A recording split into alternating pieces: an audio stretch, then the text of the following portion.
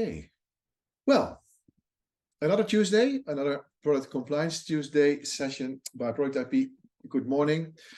Topic today is ESG and CSR and Product Compliance are merging. That could be quite cryptical description, which was actually also the intention. Seems that they are in the market being regarded as two completely different topics. Today I will more or less share our version of this story and hopefully enlighten you a little bit on how to make progress on this topic. For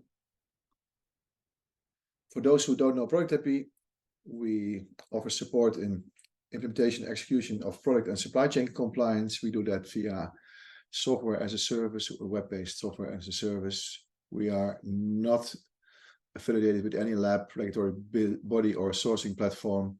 So we are not market surveillance authorities or authorities at all. We are an authority, but not authorities at all. We are also not an NGO. We don't have a regulatory agenda as such. We monitor what's happening in Brussels and in the various EU member states and those countries that follow the EU member states, and after Brexit also what's happening in the UK, and try to make the complex simple and actionable. You know me, you can look me up at the internet. I'm one of the two founders of Product IP. The team is 60 in the meantime. It's really a team effort to support you. You could also notice us on the, well, probably the helmet of Kimberly Boss, Skeleton Boss, as we call her. The races start in, I think this week, Beijing again. Proud athlete. Why Compliance Tuesday sessions? Well, the product compliance legislation, supply chain legislation is very, very complex. It also introduced new lingo, new language. And if you don't understand the language, then two people that don't understand language cannot communicate very well. And the problem is that we don't understand the problem. Is we want you to understand the problem a little bit better so we can actually discuss problem solutions and problem ownership. So we have started Compliance Tuesday already around 12 years ago, trying to highlight you a little bit what's on the horizon and how to digest this as a company, what you can do yourself, what you should do yourself previously, first and foremost, and where we could help you. In all the other sessions and today as well, although a little bit different, I like to take you to the tsunami from Station Brussels. The tsunami from Station Brussels that we introduced has found its way in all kind of official and unofficial reports. It's even been used on LinkedIn posts by some of my very respectable colleagues in product compliance landscape. I love that. Thank you very much for that. But Brussels, the EU is using stations as a metaphor for legislation development. They have like 6 platforms, and under those platforms, those topics, there are trains, and trains either are waiting to depart or have departed or derailed even. So this gives you an idea of the landscape and development in Brussels. Each of those trains you can follow and even subscribe to. But to give you an idea, scope of what we are monitoring is 584. Yes, but Caspar, those 584 are not all relevant for everybody. And for sure, not all are relevant for product compliance and or social compliance. Well, you need to read them first before coming to that conclusion. It's not always obviously from the initial description and topic. So you need to read them before coming and jumping to conclusions. So this is the scope. I was looking into another example that one of my colleagues made, that what we actually are looking into the regulatory funnel, and this results in average 400 changes at our site per month. Regulatory database changes, functionality changes, workflow changes, sometimes really adaptation of the platform software. So it's a massive task. So it's a regulatory tsunami. You can choose to run or choose to ride the wave. I hope you guys choose to ride the wave.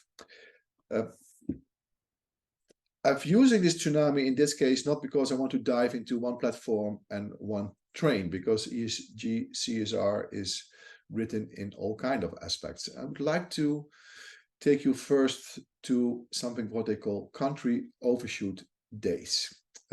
As in all my presentations, the URL to different topics are there, and if there's any reference to any document that I made, it will be available for download together with the PDF of this keynote. What is Country Overshoot Day? Country Overshoot Day is the date on which Earth overshoot, actually all the resources of Earth would be used if everybody on this planet would behave like the people in a country. So basically, we have one planet, and we have one planet that can produce all kinds of resources in 1 year. And if we use the resources all in 1 year, then that should be good. But most countries are eating the planet up a little bit faster. To give you an idea, we, as in the Netherlands, don't get confused, it's a month, day, year. 12th of April in this year, we have reached the overshoot day. So it took the people in the Netherlands till April 12th to consume basically our part, and then we have the rest of the year. Germany, France, United Kingdom follow suit in May. It's interesting. So basically, everything should be 31/12. That would be good. It's an interesting topic. It gives you an idea of what kind of consumption rate we have, and also what would happen if all the countries would actually be in the same rate, because many of the countries on this planet probably are not consuming in the same way as we are doing today, and they want to do that because they are like you and me, and have different things on their like to buy list. ESG and CSR is taking up a lot of attention, and rightful so, because it's very important. Many, however, place it in different contexts. You hear, oh, this is all new, and suddenly it's become mandatory, and it's very important to stay in business, which is correct. But we also do it because our customers ask for it. Many other different aspects around it. The question is if these are the drivers that drive change within your organization. I think it's a very, very complex topic. And as with other compliance topics, if you find yourself with your team discussing about the relevancy of certain aspects around legislation at the coffee machine, then you need to start to solve the problem at the coffee machine. Because if you're not aligned, as with any other aspect around business or business features, if you're not aligned as a team, it's very, very difficult to make progress. And especially on complex topics like this, because they're far-reaching and they don't touch just a single part of your business. So many say that this is new. I would like to debunk those facts. It's not really new at all. 2001, 2024, 2021 to 2024. I've just put some dates there. This timeline is far from complete, but it's definitely not new. 2001, the Green Paper, let's say the prelude to the Green Deal was already published. 2014, there was the Non-Financial Reporting Directive, which has now become the Corporate Sustainability Reporting Directive. So in the beginning, there was already an initiative, and the European Union was discussing with the major stakeholders, businesses and branch organizations, and they say, no, it's okay, we are agreeing on this, but let us do it voluntarily. That was the NFRD. Reality check, nobody did it. So the result, Corporate Sustainability Reporting Directive, and a mandatory audit by a third party, by it being your accountant or somebody else, is a result of a lack of progress. So yes, the CSRD is new, but the wording and initiatives and the principles that are underlying are not new. So that was debunking fact number one. Of course, the United Nations Sustainability Development Goals have been introduced September 2015. 2015, that's almost 9 years ago as well. There are 17, and underlying those 17 are sub-goals. Oh yeah, that's also very new and complex, and yeah, it makes all sense. Yeah, individually, if you ask people, are you also agree that there should be no poverty on the planet? We all agree. But if we don't change anything, then this goal is never achieved. The goals are there and are required because the current situation, Earth Overshoot Day, is such that we need to change our behavior as a business, and when we are at home as a consumer, to order to achieve goals. There's nothing more complex than to change behavior. Listen, I am as you. It's very, very difficult to make the right choices when you are in a supermarket. You could choose for meat or non-meat, but this doesn't make sense. Or what is the reality? What is the storyline behind it? Or should it be just taken care of by those who prepare the goods? Well, you are all in the business of providing non-food consumer goods, so you do have impact in making decisions. But also, this is not new because we had 8 Millennium Goals in 2000. And the fact that we have not seen them, or you have not seen them, or you have seen it, but you have not seen the consequence of not dealt with it, doesn't mean that they were not there. Yeah? It's as often with other regulatory aspects. These, you can let them drop from your desk every day and it doesn't hurt until the deadline comes, and then it really hurts because you really, really need a lot of time to adapt and make changes. And these agendas are long. The 2000 goals were for 2015, and the UN goals were for 2015 are for 2030. Many companies these days, when you talk about making changes, are purely focusing on this as a single topic, basically, as a single layer. And although I do agree that these are very important when you look at your company yourself, the real impact of you when you are involved in trade is not so much you and your company. It's very easy to change your energy supplier to a green energy supplier, or to compensate your own movement of your team with planting trees and to make some other decisions. These are relative low-hanging fruit, and you should do them. And if you are a supermarket and you have refrigerators in all your stores and you can replace them for more energy saving refrigerators, you have impact. But the reality is that the goods in the refrigerator or the goods on the shelf have a far more reaching impact, because they move, they are made somewhere, they are using resources, they provide, they create waste. And I would like to take you a little bit on my mindset journey and to challenge your thinking around it. I'm not going to say that I'm right in my opinion, but I would like to pose another opinion. I don't think that focusing purely on these will provide the changes that you want to achieve. Because asking questions to first-tier supplier, which most of the companies are doing these days, is not going to change anything. Because asking questions is not what drives a business, it's not what drives change.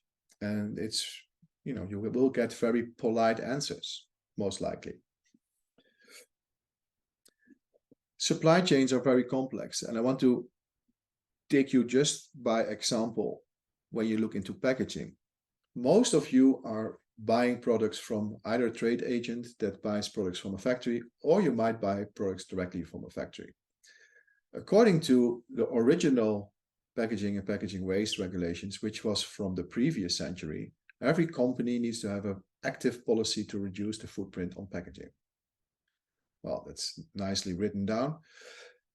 I have not come across any in all the years that I worked for product IP or before in my previous lives, basically. And when we moved to sourcing products rather than making them in Europe, we were sourcing products and those products came in packaging. So we are buying packaging that is available. And the single-use plastic and single-use paper volume that we have today, 50% is a result of packaging. So if we can reduce that as a society, the impact is massive. And that impact does not come as a change from asking questions, because you can ask questions to your trade agent and your factory for the next 5 years. Because if you always want to go along this supply chain, you ask something to your trade agent that asks something from a factory. You may ask a question to your factory, but your factory that sells you the product, they are buying packaging from a packaging producer. They even buy some packaging materials themselves, outer cartons, shrink wrap, from other material suppliers. So there's a packaging producer, there are wholesalers of paper supplier, there's a paper mill somewhere, and in the future need to be a mix in the paper from recycled material and from sustainable forest. Okay, that's a huge complex supply chain. It might be even more complex than buying resistors and printed circuit boards and plugs, because a plug is metal and plastics and it's been molded. Well, this is pretty 1, 2, 3 steps. This is 1, 2, 3, 4, 5, 6, 7, 8, 9 steps easily. And the factory may have one packaging producer today and another one tomorrow and another one tomorrow. What do you want to do? Continue asking questions? You're ending up with this. You have a massive amount of products from a massive amount of trade agents and a massive amount of factory. My point is, asking questions to your first and second tier won't solve the issues around packaging and packaging waste. There is another way, and this is like, if there are new challenges, you cannot solve them with the old methods, because the old methods have led up to where we are. This is not a negative to where we are. I am a consumer as you are a consumer, but new things require new thinking. Like, you could find yourself a packaging producer. You could find yourself 2 or 3 packaging producers and dive into that supply chain. You could design a packaging concept and prescribe it rather than buying what there is. You could ship in bulk and buy packaging if you want, and packaging it here in Europe, and packaging it different for e-commerce than for retail. Why do you want to ship double blister, double clamshell retail packaging for e-commerce? Doesn't make any sense. Right? It doesn't make any sense if you want to achieve goals around reducing footprint. Yeah, but this is very complex. Really? What about this? I think this is complex.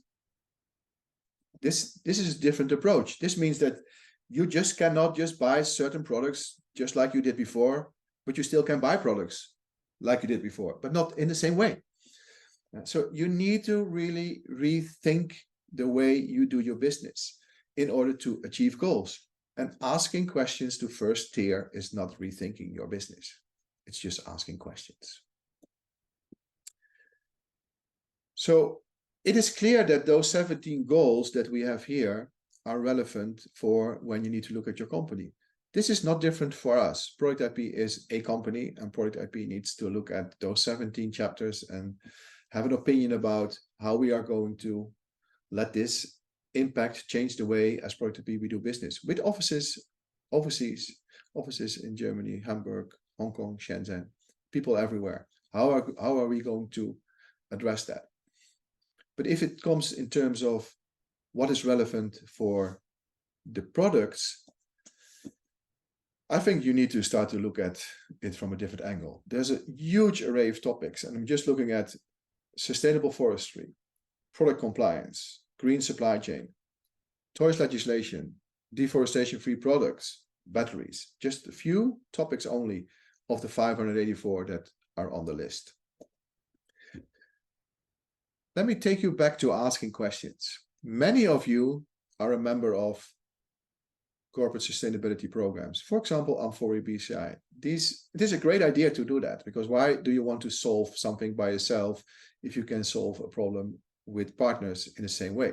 It doesn't hurt the business to be part of a cooperation or a cooperative initiative. One of the questions in Annex 6, question 63, when I'm right, it is about documentary evidence of consumption, withdrawal, disposal of chemicals, including MSDSs, should be officially called SDSs, in factories. What does this mean? This means that during an audit of a factory in the scope of Amfori BCI, one of the questions will be, is there a special area for storage of chemicals and detergents in the factory? This answer should be yes. Is this area locked? This answer should be yes. And are SDSs present for chemical detergents in the storage? This answer should be yes. This part of the Annex 662 question is very, very relevant when you do an audit. It does make sense. I think when you look at your office, you will have somewhere in the office a cabinet where you store your chemicals for cleaning toilet, washing the floor, etc., etc. And probably these are locked. At home, you will lock these for kids that should not have access to chemicals and detergents. To have SDSs present for chemical detergents is very relevant, because if I am a factory and I don't know anything about the materials that my workers are going to use, how am I going to protect the workers using those chemicals? Chemicals about substances, could be paint, cleaning agent, glue. Or if I don't know anything about these chemicals, how can I protect the environment? How do I know how to clean things? Can I wash this in the sewage when cleaning things? Or do I need to, deliver it as chemical waste somewhere? So in order to comply with this part, factories need to follow certain principles. You can ask this question and they will say yes, yes, yes, and actually they also do it. So if this is true, why is the reality when you look into product IP compliance files, and this probably is not different for those of you using product IP, why is it so difficult to get information on chemicals and substances actually used during mass production? I'll be silent for 10 seconds.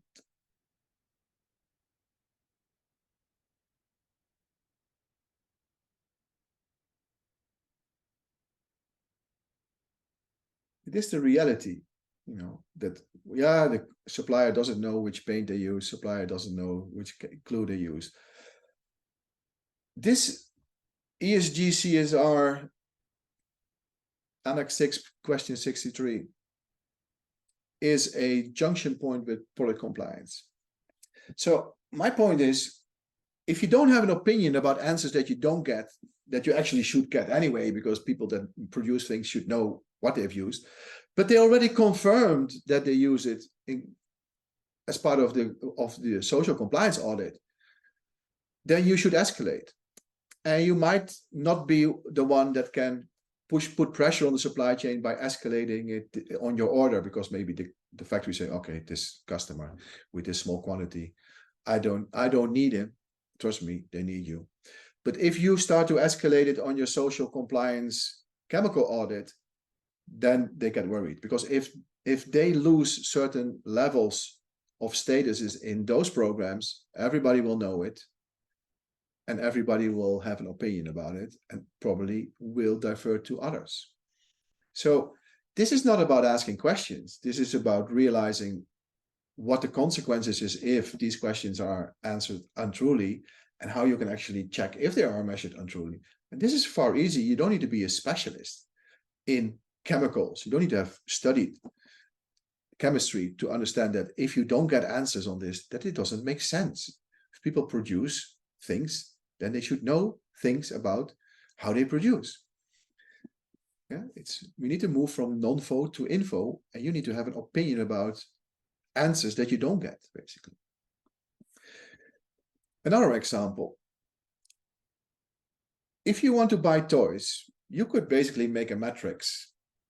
You could have toys that are compliant and non-compliant.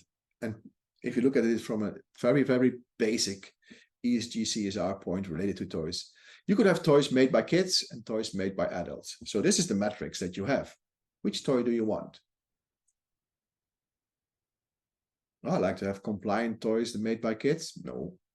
Non-compliant toys made by adults. Is that worse or better? Or it doesn't really matter. It should be in this quadrant.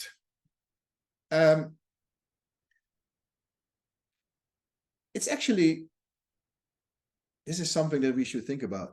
It's actually be terrible that we need legislation to make us realize that we should be in this quadrant. It has come so far. It has come so far. So my point is, asking questions is not driving change. I think you should follow your products, basically, because products drive your business. When money flows, change can happen, and you can measure and reward progress. And decisions around that, and not questions asking, drive the change. And this ESG CSR becomes then part of product compliance. Not when you just look at your company. This is about what is driving your company. And, you know, if you look at your company and you forget about all the products that flow through your company and end up in the store, and you're happily make progress on those 17 points from the UN, then you might find yourself bankrupt after a year, but very compliant ESG CSR bankrupt. It doesn't make any sense. You don't make business by being a compliant business without products. First and foremost, your business is driven by offering products. So back to toys. The new draft toys regulation mentions 4 SDGs. So why would you focus on SDG 1, 8, 11, and 13 when you are in the toys business? But the majority of your business is related to toys. The biggest impact that you can make as a business is related to toys. So you should focus, when you are auditing and making progress, on the SDGs related to toys. Yeah, Casper, but this is just in the draft toys regulation. Well, hang on. Packaging is related to SDG 12. Responsible consumption and production. Packaging is a little bit related to deforestation-free product, not really in the sense that it is in the scope, but somewhere it has similar aspects, life on land. Batteries. The battery legislation is already finalized. It refers mainly to 12 and 13. Note that this is not 100% accurate. There might be others that say, okay, you need to add 5 or 6 as well, but they are mentioned in the scope. That is my point. And the battery passport, in fact, says responsible sourcing is relevant, due diligence is relevant, carbon footprint is relevant. It doesn't make sense when we change the way we use energy in Europe, but in fact just shift the way we use energy to somewhere where they produce batteries, so that you basically say, okay, the CO2 is now not just emitted in the Netherlands, but it is emitted somewhere else. That doesn't matter for Earth. CO2 is CO2. We have even goals when we are producing more and more batteries. We should really make it circular. We should recycle and use renewable content, because the materials are scarce. They're critical raw materials. So what if you have wooden rechargeable toys? Even though deforestation-free products is not relevant for wooden toys in the scope, but you could apply the similar scope of deforestation products to the wood that is used in the scope. You know, you could ask the same questions. Where is the wood coming from? Do you know anything about that? So if you have wooden rechargeable toys with batteries, 3, 6, 9, 12, 13, 15 should at least be in your key focus. Because if your business is running on providing the market with toys, these should be sustainable, compliant toys. Then your business makes the most impact. Then you are managing change. It goes actually even a step further. ESG CSR is part of a compliant product. If these ESG CSR parts are mentioned in a new draft toys regulation, what does it actually mean when you sign a declaration of conformity? Could you sign a declaration of conformity for a compliant toy? if you don't take care of these aspects? That is an interesting legal question. In fact, the question is becoming even more interesting because they are building relations between standards and SDGs. EN 73, safety of toys, migration of certain elements, is linked to SDG 3. Okay, so now even on the standard level, there is a relationship between SDGs and products. Again, can you sign a declaration of conformity that the toy is compliant if you don't know anything and don't do diddly-do about SDG 3 in the supply chain of the toys? I think you have difficulty to keep up your statement that the toy itself is compliant when underlying information is actually linked. This is not just by toys. There are different products, product-related standards connected with different SDGs. You could have an opinion about how they do that, but at least first you need to look at it. I think in certain cases, Senelec is overshooting their responsibility, because if you look at lamp holders, yes, it's light is relevant for people, but this is not just about the lamp holder. It should be about the production of the lamp holders as well. But you can have an opinion about that. That is fair. Tennis rackets, ISO standards. That's why I put this sample. It's not just Senelec. ISO standards also have or are getting relations to SDGs. Now that makes it really interesting, because this means that if you look at a requirement list, you could actually start to map out priorities. There is a PDF by the International Electrical Committee, which I will distribute with the keynote as reading material. And they give some guidance also why certain SDGs are relevant for certain aspects. And this helps your team also to make decisions on priorities and explain why things are relevant in certain cases. Yeah.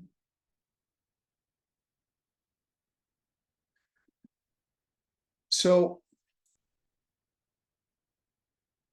what if we would use products as a first driver to indicate priorities for organizations and to manage change, which I think is very relevant. So in product IP, where we would like to make the complex simple and actionable, our step is to add these SDGs to the standards, because they are being added by Senelec and ISO and IEC, which could give you like a profile, like a landscape with mountains, which SDGs are occurring more than others, focusing on different industries, focusing on different suppliers, focusing on different products. Product IP doesn't know your 2080, which 20% of those files in Product IP is responsible for 80% of your market. So focus what is relevant for you should be made as a business decision. SDGs today already can be added to supplier profiles, and information already can be collected and organized. So you should and could start creating supply profiles. The reason why we have never opted to start asking just questions to first-tier suppliers is because we don't think that makes any sense. You know, if you don't drive the priority. Product IP is not the tool to drive how you as a corporation should reorganize yourself against those 17 chapters. This is about the products that drive your business and flow through your business that could make the change. We are working hard on that. We have hired programmers. We are building all kinds of functionalities around that, but certain functionalities as supplier profiles, SDGs that can be added is already there. But in the next 2 to 3 months, you will see even more. Discrepancies is what you need to manage. We don't do work. You need to make decisions. Probably need to change the way you start to buy and make audits, maybe have boots on the ground during production. We will provide content on Productpedia to help you and your team like we have done with product compliance, to make things more understandable. And we are continue to monitor, obviously, what's happening in Brussels, because I just used the example: toys, packaging, battery, deforestation-free products, and there's more to come. Yeah? So it will be layered as such.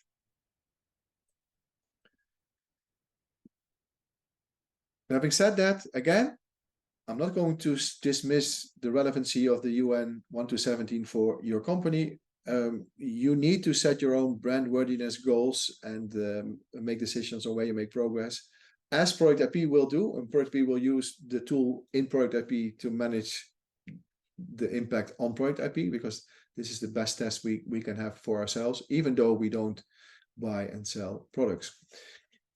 You need to set priorities, not just for products, but also for a supply chain role. Came across various persons during the last trade shows who said, well, it's already relevant, Casper, but we are SME, and for us, it becomes scope in 2027, 2028, 2029. I don't think so. Many of you are also involved in private label to very large corporations, or sell products via very large corporations platforms. If the next one in line, so not go back into supply chain, but next one in line is already very large and has this as a priority, you need to have priority as well. You will probably encounter even troubles in getting money or loans in the future, or being able to participate in quotes to municipalities or governments, if that's part of your business. At least you need to, put some stakes in the ground. Where are you now as a company? Where are your goals as a company? And then, first and foremost, what are your priorities when it goes about the products that flow to your customer, to your company? Yeah, because that is the ones that you are offering to the market. We are not different than you. It's a huge challenge. I appreciate your opinion and thoughts on this today or in the future. It's not that we have the final truth at our side, but I do feel that we need to focus on products when we want to make progress and in the change of ESG CSR. 40 minutes even, very brief one. Not much more to say around this topic. Any thoughts today around this? Any questions? Let me know. If not, we will share the information and you know how to reach out to us in the future. We'll have a session in Dutch and German language this afternoon. After that, we will collect any Q&As around this topic and provide you all with a URL to download the video recording, as well as get the PDF of the keynote and the PDF of the ISC. For now, no questions. Good. Have a great lunch and keep calm and stay compliant. Thank you very much. Bye-bye.